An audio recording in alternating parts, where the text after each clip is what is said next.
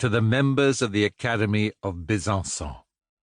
Paris, June 30, 1840. Gentlemen, in the course of your debate of the 9th of May, 1833, in regard to the triennial pension established by Madame Seuard, you expressed the following wish. The Academy requests the titulary to present it annually during the first fortnight in July with a succinct and logical statement of the various studies which he has pursued during the year which has just expired. I now propose, gentlemen, to discharge this duty. When I solicited your votes, I boldly avowed my intention to bend my efforts to the discovery of some means of ameliorating the physical, moral, and intellectual condition of the mere numerous and poorer classes. This idea, foreign as it may have seemed to the object of my candidacy, you received favourably, and by the precious distinction with which it has been your pleasure to honour me, you changed this formal offer into an inviolable and sacred obligation. Thenceforth, I understood with how worthy and honourable a society I had to deal. My regard for its enlightenment, my recognition of its benefits, my enthusiasm for its glory were unbounded.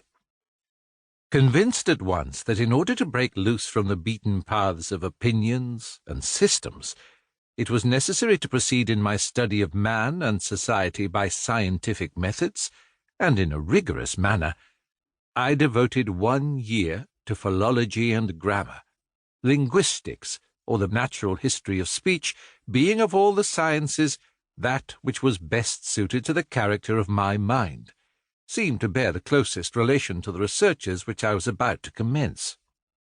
A treatise written at this period upon one of the most interesting questions of comparative grammar, if it did not reveal the astonishing success, at least bore witness to the thoroughness of my labours. Since that time, metaphysics and moral science have been my only studies. My perception of the fact that these sciences, though badly defined as to their object, and not confined to their sphere, are, like the natural sciences, susceptible of demonstration and certainty, has already rewarded my efforts. But, gentlemen, of all the masters whom I have followed, to none do I owe so much as to you. Your cooperation, your programs, your instructions, in agreement with my secret wishes and most cherished hopes, have at no time failed to enlighten me, and to point out my road. This memoir on property is the child of your thought. In 1838, the Academy of Besançon proposed the following question.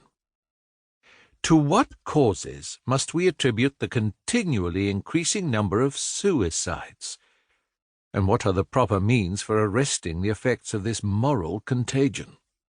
Thereby it asked, in less general terms, what was the cause of the social evil, and what was its remedy? You admitted that yourselves, gentlemen, when your committee reported that the competitors had enumerated with exactness the immediate and particular causes of suicide, as well as the means of preventing each of them, but that from this enumeration, chronicled with more or less skill, no positive information had been gained, either as to the primary cause of the evil, or as to its remedy. In 1839 your programme, always original and varied in its academical expression, became more exact.